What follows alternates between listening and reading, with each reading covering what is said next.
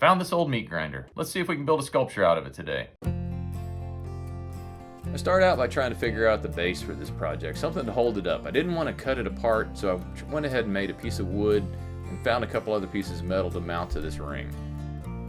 Now that I have the base sorted out and everything mounted and everything works the way I want, I go ahead and start adding chain to look like it's coming out the end of the grinder. I cut some slits in the chain and piece it through the front of the grinder. Then with some pliers I squeeze it in place to kind of hold it so it won't come back out.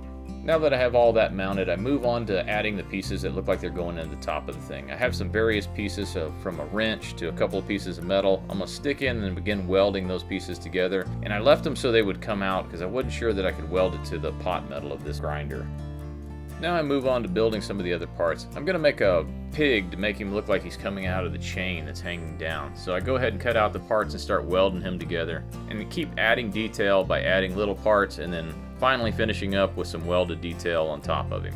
I continue welding on the pig until I get the detail level that I'm happy with. Now it's time to move on to something that I think it can sit on. So I found this saw blade and I think everything is going to work on this after I do a little adjustment for the placement. I cut down a simple business card holder out of a piece of metal, then I begin assembling all the pieces together. I cut some cactus paddles out of this old piece of rusty metal that I had that I'm going to add to the business card holder.